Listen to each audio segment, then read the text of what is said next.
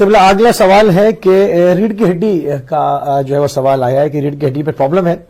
اور ڈاکٹرز نے آپریشن جو ہے وہ سجیسٹ کیا ہے، آپریشن کرنا چاہتے ہیں، مگر یہ جو صاحب ہیں یہ آپریشن سے بہت زیادہ خوف زدہ ہیں، کہتے ہیں کہ میں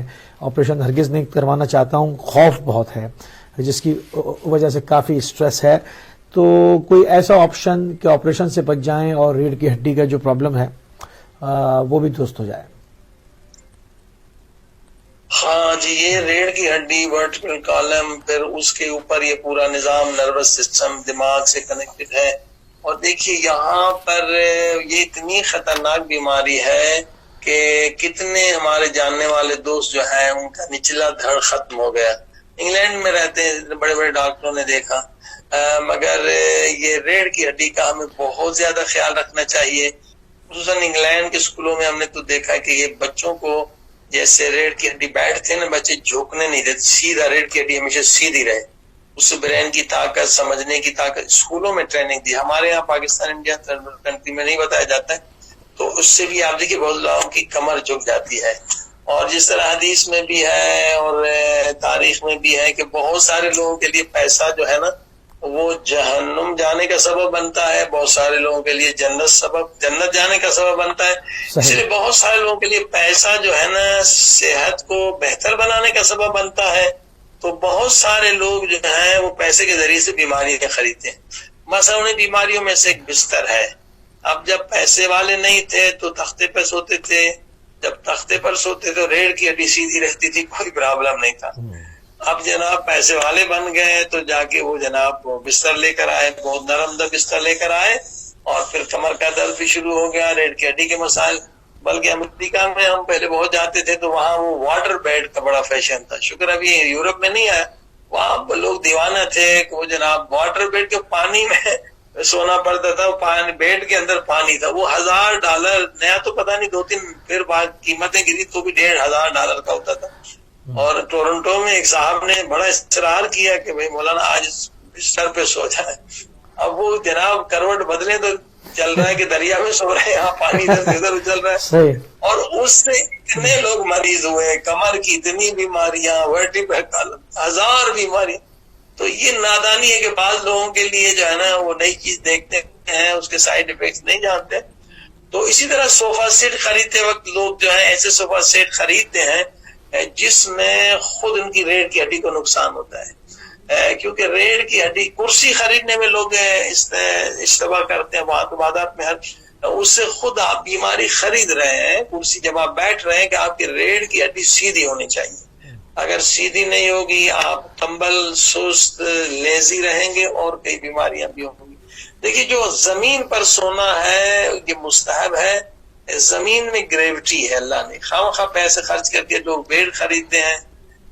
چلو وہ بہرحال تختہ پھر بھی بہتر ہے، مگر وہ چیز جو گریوٹی جو زمین کے اندر یہ خود ریڈیشن ملتے ہیں، اور اگر آپ زمین پر سوئیں، البتہ زمین ایسا نہ ہو کہ زمین میں نم ہو، زمین صاف ستھری ہو، زمین پر اگر آپ سوئیں تو پورا مالش جو ہے نا زمین کی گریوٹی پورا آپ کو مالش دیتی ہے۔ اچھا یہاں پر ایک سوال ہے قبلہ، یہاں پر میں معذرت چاہوں گا آپ کو، یہاں پر میں اس میں بیچ میں ایک سوال کرنا چاہتا ہوں کہ آپ نے زمین کہا، اب عموماً یہاں پر جو رواج ہے کہ یہاں پر جو بیڈ رومز ہیں وہ فرسٹ فلور پر ہیں،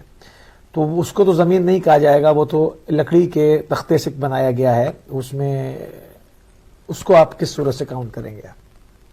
ہاں یہ بھی حدیث میں ہے کہ آپ جو ہے اوپر نہ سوئیں، جتنا آپ اوپر سوئیں گے اتنی آکسیجن کم ہوتی ہے، مثلا 3rd فلور 4th فلور، اب دیکھیں اکثر ہارٹ کے مریض وہی لوگ ہوتے ہیں جو 5th فلور 10th فلور پہ رہتے ہیں، کیونکہ وہاں آکسیجن کم ہوتی ہے، تو اب یہاں پورے آپ کے انگلینڈ کا سسٹم نیچے ڈرائنگ روم ہوتا ہے اور اوپر جا کے آپ لوگ سوتے ہیں، سونا وہی چاہیے جو زمین کے بالکل آپ زمین کے اوپر لگے کہ زمین کے اوپر، تو اس میں گریوٹی کا فائدہ ہے، گریوٹی پورا مساج دیتی ہے آپ کو، البتہ اس میں اتنا نرم تو پھر گدا رکھیں تو فائدہ نہیں ہے، اب جو پہلے کے زمانے میں عام سی رضائی ہوتی تھی معمولی اسپنج میں، یہ خود اسپنج سے اور بیماریاں کئی ہوتی ہیں، پسینہ زیادہ نکلتا ہے، کڈنی کی بیماریاں ہوتی ہیں اور بہت ساری، تو اگر وہ صاف بالکل پہلے تو بہرحال ایک چادر لے کے تھوڑی سی وہ ہلکی سی وہ چیزیں نیچے ڈالتے تو اس سے کیا ہوگا کہ آپ کو کبھی بھی یہ پرابلم نہیں ہوگا ریڑھ کی ہڈی کا، اور دوسرا فائدہ یہ ہوگا کہ زمین پہ سونے سے آپ کے بیٹے زیادہ ہوں گے، لڑکیاں کم ہوں گی. البتہ لڑکیاں تو زیادہ وہ رحمت ہے خدا کی, مگر لوگ کیونکہ لڑکے زیادہ پسند کرتے. اور یہ تجربہ کیا گیا تھا, ہم نے ایک سروے کیا تھا ساری دنیا میں لڑکیاں کہاں زیادہ ہوتی ہیں لڑکے کہاں. 2 ملک ہمیں ملے تھے, ایک کوریا تھا, کون سا کوریا تھا نہیں معلوم, اور دوسرا ایران تھا. کہ یہاں اس زمانے میں, یہ ابھی تو یہاں بھی فیشن آ گیا ہے بیڈس کا, یہ لوگ زمین پہ سوتے تھے. تو ان ملکوں میں جو ہم نے دیکھا کہ لڑکے زیادہ ہوتے ہیں, لڑکیاں کم ہوتی ہیں. تو یہ بھی فائدہ ہے یعنی زمین پہ سونے کا, کہ لڑکے زیادہ ہوتے ہیں کہ لڑکے آپ کو چاہیے. اور یہ ورٹیبرل کالم کا جو مسئلہ ہے یہ بہت زیادہ اہم ہے, بہت زیادہ اہم ہے. اس کے لیے جو دوائی ہم دیتے ہیں نہ صرف ورٹیبرل کالم, بلکہ امام رضا علیہ السلام فرماتے ہیں کہ موت کے سوا یہ تو ہر بیماری کے علاج ہے وہ طریفل, جو حضرت نوح علیہ السلام لے کر آئے تھے. حضرت نوح علیہ السلام کے لیے حضرت جبریل لے کر آئے. طریفل جو ہے وہ ریڑھ کی ہڈی کو بھی, گھٹنوں کو بھی, کمر کو بھی, سارے ہڈیوں کے پرابلم کو ٹھیک کرتی ہے. اور اس کے علاوہ الرجی کو بھی ختم کرتی ہے. آپ انگلینڈ میں کئی لوگ تھے ہے فیور, بہت الرجی تھی, الحمدللہ وہ بھی لے رہے ہیں, استعمال کر رہے ہیں, وہ الرجی سے الحمدللہ آزاد ہو گئے. اور دوسرا, اچھا یہ کتنے عرصے تک کھانی ہے؟ اگر کسی کے پاس ایک پیکٹ ہے تو وہ جو ایک ڈبیا ہوتی ہے جو آپ دیتے ہیں تو, اور چنے کے دانے کے برابر آپ کہتے ہیں, تو اس کو صبح شام کھانا ہے یا یہ کتنے عرصے تک استعمال کرنی ہے, کتنی ڈبیاں استعمال کرنی پڑیں گی؟ تقریباً ساری دوائیں جو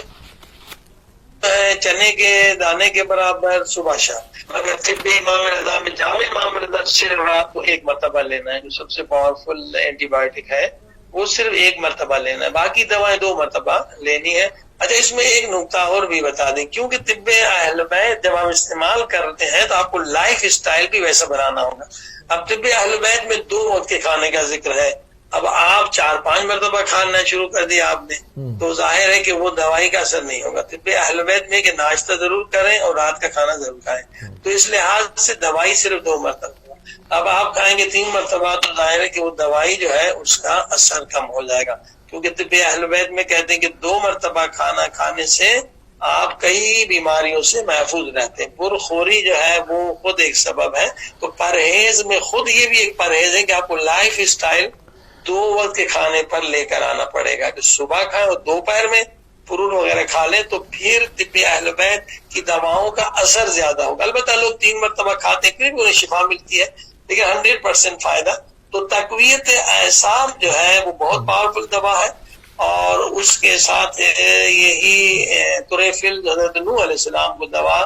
جبریل نے آگے بتائی تھی, ان سے انشاءاللہ ریڑھ کی ہڈی کے بھی, اور کیونکہ پورا نروس سسٹم جو ہے اسی پر ڈیپینڈ کرتا ہے, وہیں سے ہے, تو اس کو بھی طاقت ملے گی اور ہڈیوں کو بھی. جی ہاں صحیح.